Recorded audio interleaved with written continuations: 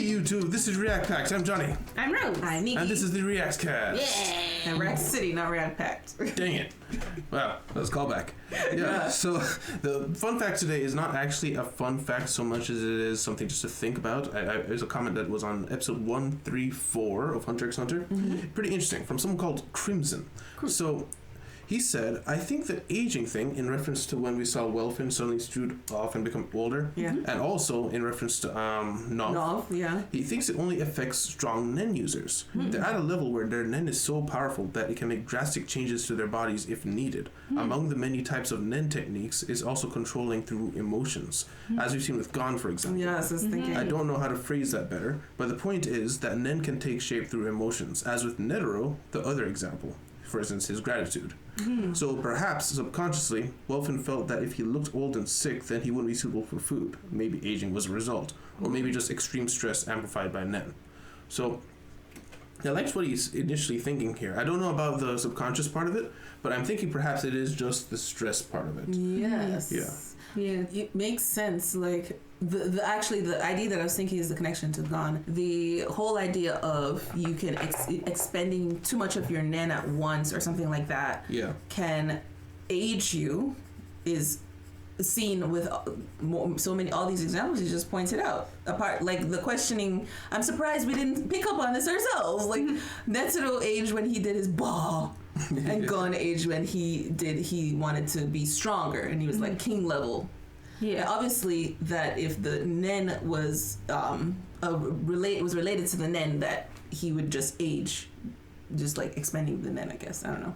Although now I'm thinking about it, like I guess I don't see. I didn't make the connection. I think the reason we didn't make the connection is because of the emotion tie that he was talking about for Welfin. Mm-hmm. Mm-hmm. But it was the emotion thing that I think makes a difference. Gratitude for Netero, anger for Gon, and fear for both Welfin and Nov. Yeah, I never even made the connection that Netero was aged when he did the thing. I just looked at him as drains, but now that I look back on it, he could have been also aged from that. Yeah. Mm-hmm. Yeah, what do you think about that? Yeah, I would agree with that. I think it is like a lot of it was from stress, but also the Nen like work. I initially what I thought was he was in such a state of self-preservation that his body ate up so much energy for his brain that it like reduced his longevity. Yeah, I could believe that. Yeah, I like the idea also because with Nen being so intertwined with emotions, the stronger you get, I guess the more Nen you just become. Like you can see that most with enhancers who their body can change, like what's your name, Is your name Buffy? No, Bisky. Yes. Yeah, with Bisky, like they could change their bodies at will so much. You become more at risk because of how much more the Nen has become intertwined with you as a person. But it's just a risk that is worth it because most of the time you won't run into those situations. True. What we've seen is extraordinary situations that the 1% of the 1% come into. Yes. And something else that made me think about is the emotional side of things is. Oh yes, I was losing it. It's coming back. The fact that to make a pact, you have to be very, you have to believe that you believe and mean it. Like it has to be super high stakes too. So it has to be something that you can never break to make it work. And then the stronger the pact is, the more powerful your Nen, I think, with it, right? It is. So that definitely shows a connection between your emotional state or your mental state and your Nen strength. Yeah, and looking even further back when Killua decided he wasn't going to kill the ants anymore, not the ants, the spiders anymore, because Gon and Killua talked him down. I mean, Kurapika. I was like, what? Killua just like when did Killua decide not to kill somebody? He fell into like a feverish coma for a little bit because he was such a drastic change in his personality because everything was driving towards killing the spiders that he had to take care of him for like a month.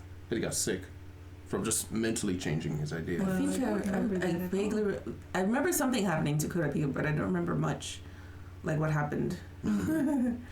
Yeah, but so that's for Hunter x Hunter. This week we also saw some very emotional episodes. You guys they should be up by the time you guys see this. The latest episode was somehow more emotional then I already put on screen massive spoilers here for the up to episode 136. More emotional than when we saw the king die. Yeah. Like, at least it drew out more emotion. Oh yeah, yeah. Mm-hmm. I was surprised. Like I described it in a kind of gross way after we watched the episode. Is like that the way the emotions hit me when I saw the whole scene with Reina was like you get sick and just projectile vomiting. Whoa. You can't control it. When did you explain? You didn't hear me say that? Yeah. I think you said that. That's Why how it did you not felt. say that? I did say that. I don't know. It's okay. Don't worry about it. Now it's said and everyone has heard it. But it's seriously, it was that like violent of how when I saw what was about to happen, I had to cover my face quick because I was like, the ugly cry was coming. It was so emotional for like I was holding myself together. Yeah. With like I felt you threads. shaking next to me. I don't know why it was so emotional. I don't know. We were talking about it in the car coming home today. Mm-hmm. I think the reason is because they seeded it so early, where when they took out those two kids because of the ants rising up, I was like, that is so brutal. How could they do that? How could they let that happen? Was it just to have a cult? Is that all? And then, I mean, I literally even forgot about Reina completely. I was like, there's no saving her. She's gone forever, you know? And then they come around and do this. It feels like, I wasn't sad. I just have pleasant memories thinking about the episode, even though I cried so hard. Because it's like they just gave us a gift that we never felt we could ever get back. A gift I never thought I wanted. You know, to have Reina, of all people, a little child, back alive, kind of.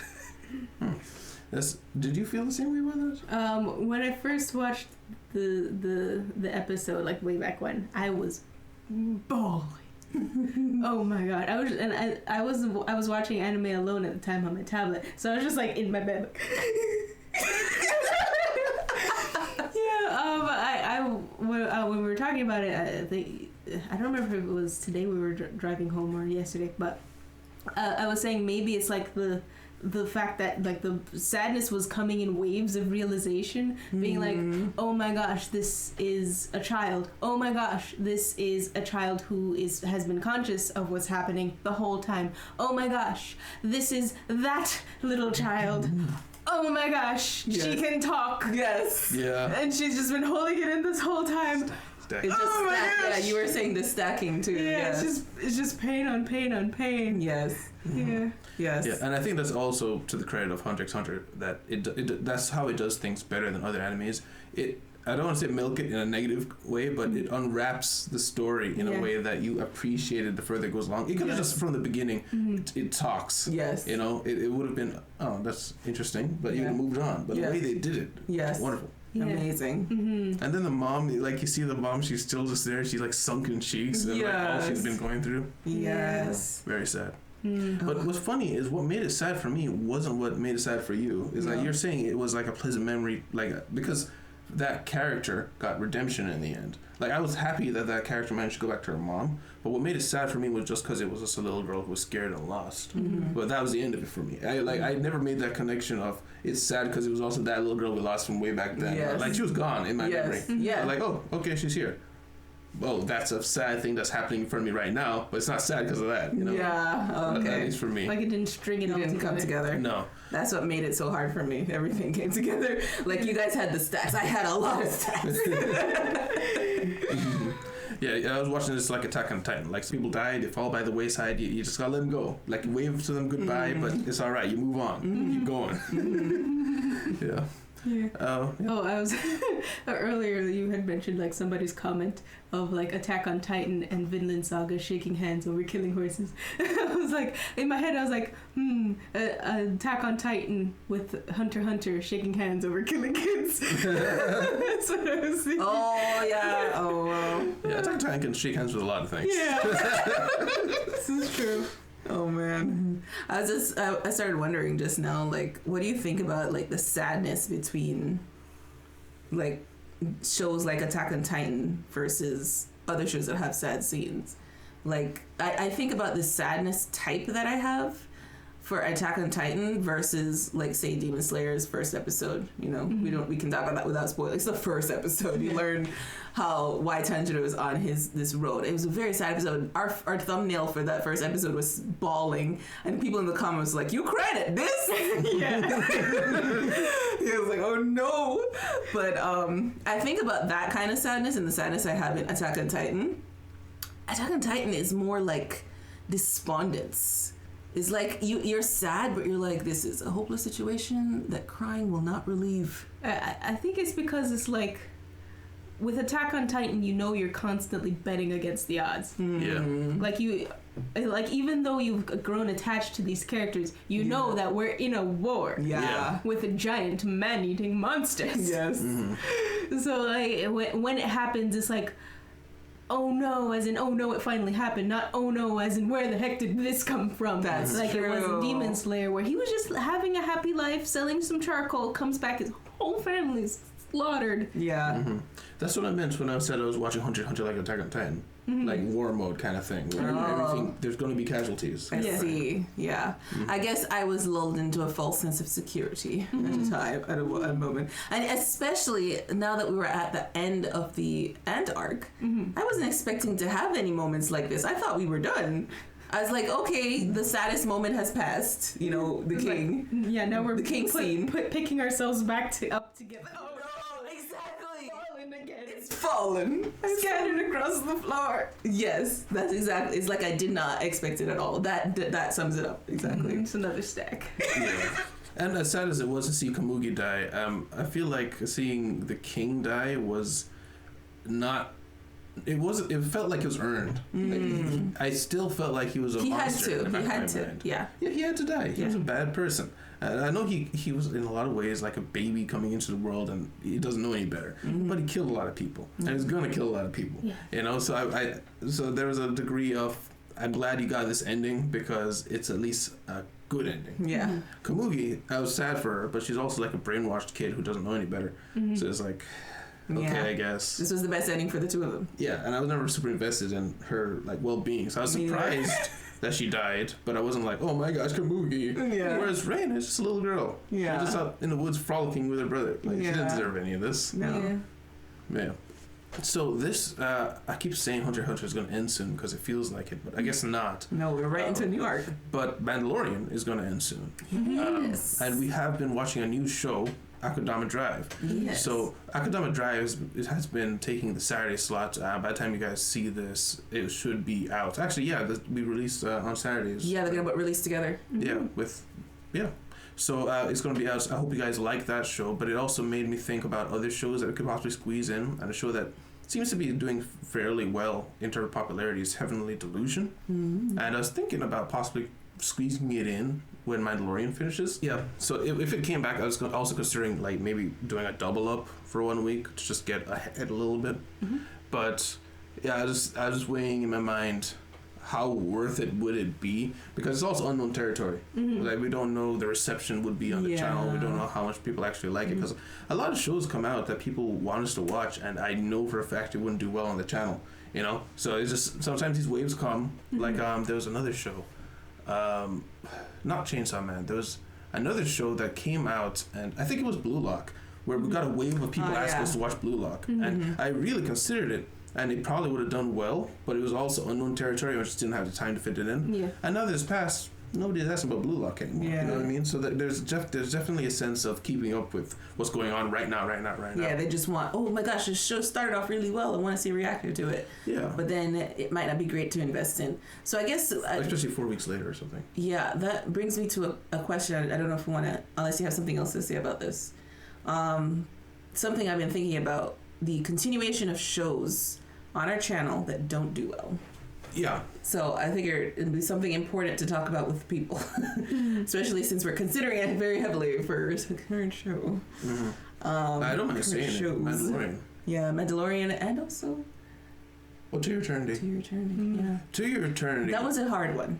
Yeah, but it's also the strongest case we've had for dropping a show mid-season. Oh yeah. Listen, I know some of you guys really enjoy the show, but the reality is sometimes it's only like 50 viewers on a episode for like 2 weeks. Yeah. And the time investment versus a show like maybe something like Heavenly Delusion could have gone in that slot. It's cost benefit, you know. Yeah. We do love watching the show. Yeah. We do love watching the show. It's a great show. But at the same time, we've got to be sensible about these things. Yeah. And I think it's not even the show that's the problem. It's the way we have to upload the show. Yeah, that hurts a lot. Yeah, because most people are looking for the reaction. When you look at the retention on our videos, the spikes are all through the reaction section, and only like the people who really like our discussion stick around for the discussion. It's just the facts. Fewer people like to sit and listen to the discussion of any reaction channel. That's why there's so many reaction channels where it's just a reaction. Yeah.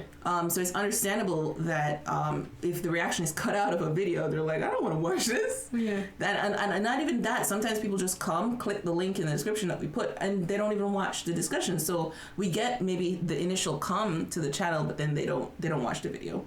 So then that leads to lower views, which translates to we don't know how it's really doing. Yeah. Well, that on top, it was never doing well in the first place. Like even when we put it up on the channel YouTube. entirely. Yeah, the first episode was the only episode that did well. The other episodes, I think we 500. Yeah, I think we posted up to like episode 5, or maybe 5. Something, yeah. Yeah, but then I think the oldest video started to get copyright. Like I think we got a copyright strike. The first episode. Yeah. And that's when we're like, oh, we got to look into this. Why did this get a strike? And then we realized what was going on. No, it was the third episode. Yeah. Yeah. I remember by the third one we started, like, you were able to cut out you go back and cut out the reaction and just re-upload. But, yeah. So that's to your turn. It's just a hard case because it could have been a good show. Like even 500 is still good, especially at the time that we had started. Well, like over a couple weeks. So, okay. That's different. Like I'm saying, like it tops out. Tops out 500. The first episode, I think, passed like 3,000. But a part of it is mostly, I think a big part of it is there's no other reactions. Yeah, there's and not so like nobody knows to look for it. Yeah. But then also, the show itself, I feel like it kind of drops off in that masterful quality. Like it's still a great show, but the first episode was like an S tier. If I was rating it just on the first episode, S tier, legendary masterpiece, beautiful, perfectly done. But then afterwards, it kind of drops down to like A+. Season 1's A+, and now season 2 right now, I'd give it. You could make an argument for A+, but more likely an A. It's still a good show. It's just, I can understand why people come for, I want to see this episode. I want to see that episode. And I don't want all this middle stuff. Yeah. Yeah, I think it's also just getting the critical view just because of its performance too, which, like I said, is just in case of its particular case. But then, what about Mandalorian? Mandalorian, it was fighting against all the odds. The season 1, we had somewhat decent views because it was also fresh and new. But I think it hurts us because we're not really a live action show. It did better when we had it and Falcon running side by side. Live action channel. Yeah. But nowadays it's like we're mainly anime channel. People are here for anime. People, if they want to see live action, they go to all the other channels that do mainly live action. Like Blind Wave does 7 live action shows at one time sometimes. Wow. They do a lot of shows. And so if there's a new show that's interesting, you can find them. Reaction. Yeah, you know they're gonna have it. Yeah. Yeah, and they're also very good at it. Like I personally, I feel like our reactions to Mandalorian, while I feel like they're good, I feel like they're not our best stuff. I feel like our best reactions come from animes as well, because live action shows require, I don't know, just kind of like a different tempo. I think it's definitely a different tempo than anime. It's more like Mandalorian, especially the length of it. It's like a movie each episode, the way that they pace the show. Yeah. So. Yeah, I can understand it. Like, it's switching between reacting to an anime and reacting to live action. If you're not used to it, I guess it might take some getting used to. Yeah, and it's not the show's fault. I just feel like through and through we're anime watchers as well as an anime channel. Yeah. But I hate the idea of dropping a show mid-season. Because I feel like if you came to a channel to watch a show, I feel like there's a level of not responsibility. I feel obligated finish it With because you, you yeah. came for us. Yeah. Yeah. You know, you didn't have to watch this channel, Yeah. and there's a dedication there. Yeah. And I've watched plenty of channels that have dropped shows, and it sucks because you liked watching it and other people didn't. But like, I was here for it. Did I not matter? You know what I mean? Yeah. And obviously, there's a grander scale, Yeah. but there's a sour feeling. Yeah, I agree. I don't like that feeling. I don't like to give people that feeling either. Same. So I even like if I were watching like a show, like I think about if we had started Chainsaw Man, for example, and it just turned out to be really bad, that I would still be like, just finish the season. Yeah, same. Just finish the season. Okay, I can take it. So just because I don't like that feeling, and I mean I not even to think about anime reaction, but like watching Let's Plays, I hated it. Hated it when I started like a person and they were just great. I love their super personality. I love the story they were telling with it, and then they just drop it and move on to something else. Yeah. Especially when you just find them and you binge their content and then it doesn't finish. Oh, sorry. And you know what else it sucks about that is it cannot be replicated. Yeah. Those anime reactions, at the very least, you kind of get similar reactions to some scenes, you know, because they're meant to draw that emotion. Yes. Whereas with video games, maybe you get somebody who, I don't know, they start role playing the characters. Yes. You know, you're never gonna get that from another channel because they did it their way. Yes. Yeah, that's super fun. But yeah, this dropped an idea in my head What's that? of like different. There's a lot of different animes out there. We'll never get to them all. So what if we do a thing where we do like a first impressions, where we just watch the first episode of like certain different animes? Normies used to do that. Oh, that's They do cool. first episode impressions, and if you got like, I don't know, it's like 10,000 likes or a certain amount of likes, whatever made sense at the time, they'd be like, all right, we'll continue with episode 2, and if you hits it again, we'll just pick up the show or something like that. Oh, that's cool. I like that idea. Maybe with 3 episodes instead of 2, because it's usually like the 3 episode rule. So we could gauge both if we like it and if the viewers like it. Because when I think about like some shows when they start on our channel, especially shows that may not have done well in the past, like old shows, the first episode, like I think of almost every show that we've ever put up, the first episode is like big. Yeah. I think because a lot of people are looking for, let me see what this show is about. So that a lot of people are looking for the reaction. But then the second show is when you see the real numbers, and sometimes not till the third show you see the real numbers. So I think maybe if we did that, maybe a 3 episode rule could be a cool first impression. So we'd have to be like super clear at the beginning of every video. This is not permanent yet, you know, because then you will get some disappointed people when the 4th episode doesn't drop. Yeah, you see, even that I still have reservations just because I don't want to let so many people down. But I suppose that's something you just gotta do. Another idea could be we don't post it on YouTube, we post it on Patreon. I feel like we need more patrons. Yeah, I thought of that. Yeah, that, and I would feel like the different Ecosystems. Yeah, of different animes, and would probably be different genres. It would probably be best to like cast the net. That's true. Onto Yeah, because YouTube. right now we just got a large influx of Patrons for Demon Slayer. Yeah. So if we did a poll between a show that's exactly like Demon Slayer or like just the guys and like which one's gonna think is gonna win, you know? Yeah, that's true. But yeah.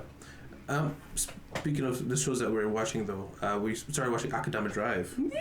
And I was gonna ask what do you guys think of it, but I suppose that's a question from you, huh? Yeah, what do you guys think of Akudama Drive? Very interesting so far. I'm loving it so far. Love it. Yes. Yeah. I'm loving, like, from the beginning, I love the artwork. And I actually dig the character voices. The only voice that I'm not a fan of... We're watching the dub, by the way. Oh, yeah, we're watching the dub. The only voice I'm not a fan of, and I don't know why, it's the Brawler. We got a patron who said the same thing. Tyrone said that he can't get past the Brawler's voice. Really? What? No, just like, oh, it's Tyrone. Oh. Yeah. he's always here. Yes. Yeah, I don't know. And it wasn't until this episode that it started to claw on me. I don't know, I think it's because we jumped into the sub by accident, and I loved his sub, his Japanese voice. Mm-hmm. But then the Courier's first time I heard the Courier's voice, I was like, oh, that sounds pretty cool. I like his voice. And now he just sounds really... He sounds dubbed. It's like overly like angsty. I don't know.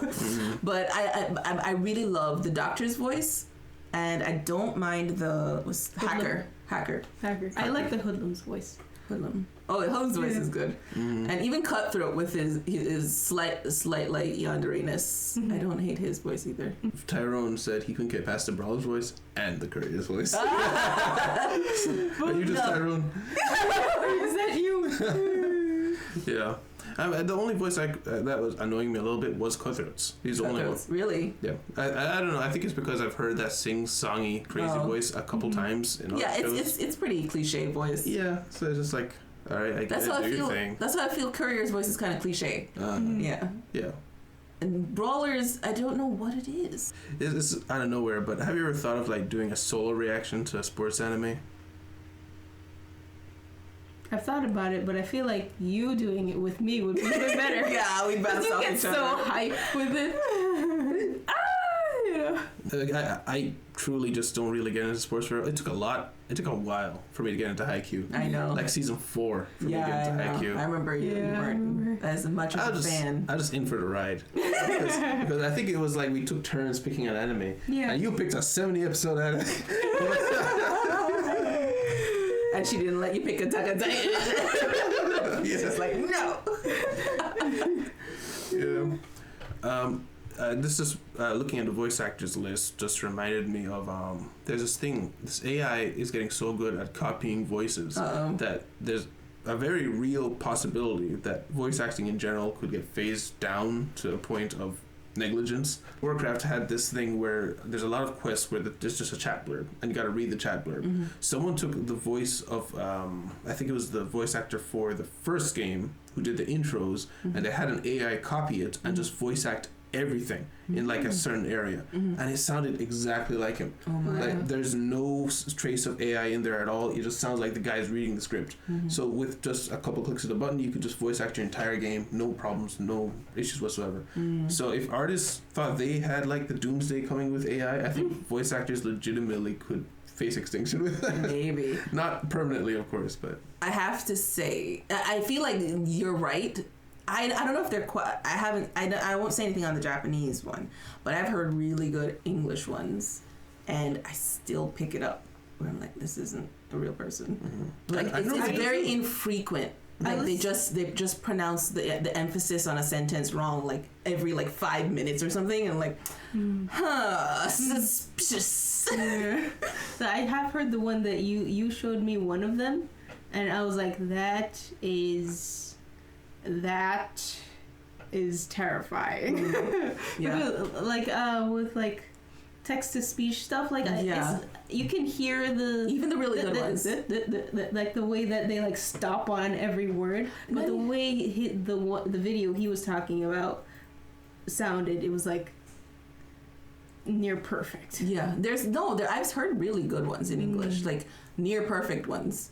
So I know that they're nearly there, where they can make it like all the inflections, and you could probably put in like a different type of emphasis on a phrase, like just like if we can say, he went over there versus he went over there, and the way different people would say different things, they can probably program that in somehow, or at least make a way to switch this one for me, and I could see voice acting taking a major hit. The thing is, it's still kind of new where it comes out, but at the same time, as is, you could use it, because you don't have to just type it in and use that as is. You could smooth it out. You could add in breaths. You could give it breaks. You could give it redos until it gets it right. You don't need to just take it at first shot. So with a little bit of effort, you can make it sound real. Yes.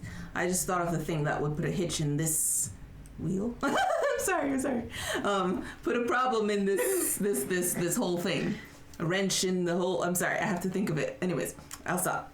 The problem. Okay. I really want to think of the great analogy. No, I'm sitting on your face. You're trying to let it go, but you can't. A hitch in your step. Okay. Let's go with that. The problem could be the people, just like the thing with the art that's going on. People are going to say that's my voice and I own my voice. You copying my voice. That might come in. That's going to become like a legal battle. I think about with impressionists. Like that might start to come into question if the AI can't copy your voice, for example. If they start to say, okay, no, AI can't copy your voice without paying you, or something like that, which I think is what they're gonna try to push, because that's the only way to protect voice actors. And I feel like there are unions for voice actors, and unions are very powerful in pushing the legal handle on things. You know what I mean? So I feel like that might be a direction they'll go to maybe try to protect their jobs. I mean, you could, the unions could just say you can't use any AI voices in this game, or else you can't get any voice. Oh, they could do that. But other than that, if you go the route of you can't use my voice at all, they'll just find somebody who will do it, because you only need somebody to do it once. Say you could use AI on my voice. Right. He'll be in every video game to the end of time because it sounds good. You know what I mean? But I still, at the same time, people are going to start being smart and be like, I'm not signing that contract. And then they'll start tell people don't sign that contract, because they're what is it? I forgot what I was looking into. Yeah, sponsorships. Somebody was talking about sponsorships and how you have to be careful to read your contract, because sometimes there's a line in there that if they can use your likeness, so let's say you do an ad for them, they can continue to use your likeness in anything indefinitely if that line is in there. Wow. Yeah. And there have been people who got caught in that trap, but now they're like telling people, don't, make sure you read your contracts and make sure that line's not there, and you need to argue a point. You can only use it for a certain amount of time, whatever. So I feel like something like that will happen. Like, yeah, sure. In the beginning, people are gonna get caught, and they're gonna sell their souls to the AI, sell their voice to the AI, and then they'll never have a job again after that. But then there'll be people who get smart and like, I'll work free. I'll let you use my voice let AI use my voice for 2 years, and that's it, or something like. Then you gotta pay me more, or something like that. Humans are very resilient. And just a couple of years ago, we were arguing about intellectual property. Now we're talking about human faculty properties. This is weird. Yes. This is weird. Hey, scrolling through this list, we're still at Jonah Scott's page, and I see that in Demon Slayer, he's the voice of the number 1 demon, upper demon. Oh, Kokushibo. The one with lots of eyes. That's Courier. Yeah, I hear that. That makes sense. Yeah, well, for the English dub. The English dub, yeah. Oh, the English dub. Oh, yeah. We haven't heard. I can still see that though. Yeah. Based on the Courier, I can see that working. Yeah, he has a very deep voice. His voice needs to be deeper though. Kokushibo's voice is like, oh. No way. Courier's no. I'm saying Courier's voice is very deep. That's what. And it needs to be deeper. No, I think it's. I'm saying it might already be deeper. Yeah, I feel like Courier's voice is too deep for his character. That's why it feels so overly angsty to me. It was like, this doesn't match. No. And is this me, or do you take like a little bit of New York accent in the Courier? Just a little bit. There is there's maybe not New York, but there's a kick. There's a kick in there. An accent. Not at all. No, I very hear not at all. I hear something. All right. It could just be me picking on it. So at this point, I wanted to ask if you had any Rose Rants. Like, have you been watching anything interesting? I have not, but I was thinking about the other ones that I had brought up last time. So we still have Buddy Daddies and the Ice Guy and his cool female colleague. That one. It's so stupid. Okay, so slice of life anime basically. In this world, people like there's fox shapeshifters and like phoenix people, like what do you call them? Basically like folklore mythology type people personified, and they're just in an office job. What? Okay. Yes. Okay, so the Ice Guy is the daughter of a snow woman, which is a Japanese folklore. A snow woman is a type of whatever. And so whenever he has certain emotions, the weather reacts. Oh. So he might like start freezing. His whole body freezes up when he's stressed out, and it literally makes like a chunk of ice, and he has to wait it out till he can move again. Or people have to like trip the ice away to get him out. And sometimes it's just like little snowmen appear because he's really happy. Okay. So stuff like that. And he has a crush on his female colleague, who is just a human. And that's pretty much the whole show. And I wanted to rant because it's so stupid. Is it live action or anime? No, anime. I couldn't handle that. Live action. Oh my god. The amount of CG that they would use, I couldn't. But I will. So this type of anime, it has like. It's a specific type of hatred that I have for it. I watched the whole thing. Don't get me wrong, but it's like I'm constantly waiting for something interesting to happen. It's like it keeps setting up like something interesting is going to happen, or you just want kind to. of. It's like, okay, so like the premise, super interesting. Oh, like, the cover is what's pretty. the hijinks gonna be? Yeah, You know? Yeah. No hijinks. There's like no hijinks. He has to stay late for work, and she stays late too because he's there, but she doesn't say it. So she just pretends she's working on something. It's like, okay, I'm done with my project. She's like, oh look, I'm done too. So so just those. It's so mundane. And I'm like, you have an incredible premise here. Yeah. For even something funny, like something funny, please. Yeah. Nothing. Wow, that's such a waste. Yeah. I remember seeing you watch this. It's just a will they won't they with nothing interesting. Yeah. You know what it sounds? Oh, go ahead. No, I was just gonna say it sounds like somebody's fan fiction come to life. Yeah. Yeah, pretty much. Because it just sounds like something a fan just like asked. I just want to see them live a normal, happy life and Going to work. Yeah, it's like a Sims player just made an anime. Yeah. Basically. But the reason why I think this one in particular annoys me so much is because I watched a Chinese anime with a similar premise of Chinese folklore and mythology being personified, and they're all working at this office, and I enjoyed that one so much. Like getting to know the characters, you get each of their little stories and stuff, and it's very funny. It's very comical. And they each have their own little quirks. None of them have quirks. Okay. None of the ice guy or his friends have quirks. What's that about? What's the name of the other one, the Chinese one? I cannot for the life of me remember, but I bookmarked it so that you can watch it because you'd really enjoy it. It's so much fun. I'll put it on the screen for you guys who are interested. But yeah, that's yeah. Okay. That's it. It's okay. You'll Still agitated. Yeah, you know what? This art style kind of reminds me of webtoons. I don't know why, but it gives me the impression of, Great Dukes of Hell. We've talked about that a couple times.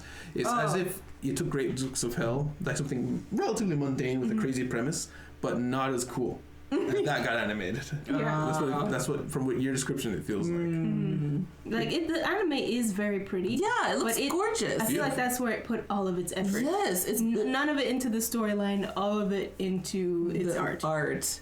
And maybe that's what happened. The director didn't know how to balance the books and gave too much to the artist. It's like, writers, I don't have much. And like, oh yeah. That's the pen waggling.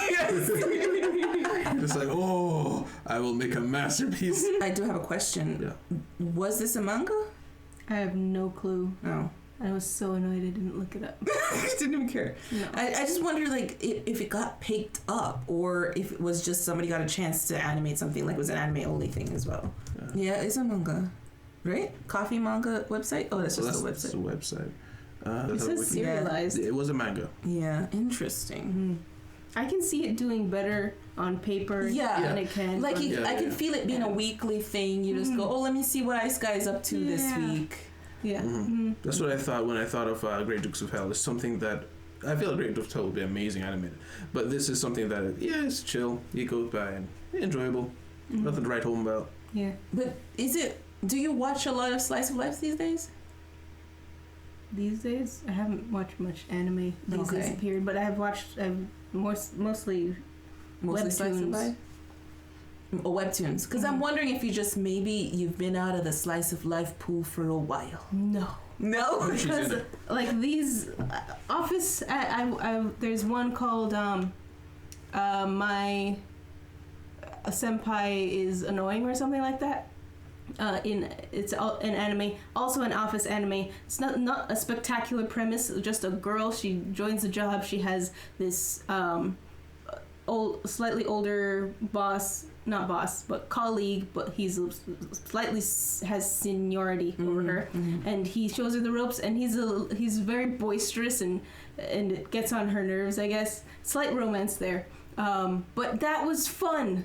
I looked forward to every episode because they actually had personalities. These guys don't really have personalities. Man, I'm just trying to find a redeemable quality here. It's hard. It's pretty. It's pretty. It's pretty. Yeah, that's all it gets. Even the manga, it looks like it was pretty too. Mangaka's got crazy talent with art direction and style. Because look at that drip. Yeah. Beautiful. Oh, published by Square Enix. Interesting. I keep forgetting that they do anime. Watching Nichijou, Oh, yeah. which is it's just as crazy as Daily Lives of High School Boy, but like a step in the crackhead direction. Oh no! It's incredible. It's wow. Wow. Yeah, I wanted to look that one up when I had time, just because you said it was like Daily Lives. Because there's still, to this day, a sizable cult following of Daily Lives High School Boys hoping for a season 2. It is. Yeah. It's still it is still my favorite anime. Wow. Your favorite anime? Yeah. Wow. Ever? Yeah. Wow, that's pretty crazy. It just makes me happy to think about it. I even when I watched it, like I thought it was funny, but it never hit me like it hit you guys. Oh, yeah. But I also didn't watch as many episodes as you guys. We just barely started watching it a little bit, and then I think we switched to another anime or something. Yeah. Yeah, but in general, I don't really find a lot of comedies funny, and at the time, most animes I saw were not comedies. So having that backlog and then seeing an anime that had Western style humor, it nailed it, and it was also just off the walls crazy. Yeah, it's like there's nothing else like it at the time. But at the same time, it was like almost relatable to how their brains would work. Yeah. It's like they're just walking to school one day, he finds a stick and is like, "You've obtained the sword," and then they start role playing this like little dungeon game or whatever. It's just so funny. And saying like really mundane things that like they're doing something stupid. It's dumb, but because you're watching it, you don't register how stupid it is until like a third person enters the room. By that time, they convince the guy to start dressing up in his like sister's clothing. Yeah, I remember that episode. And then the sister walks in, and then they're like, everybody stops. Suddenly, it's amazing because now you realize how stupid this is that they're doing.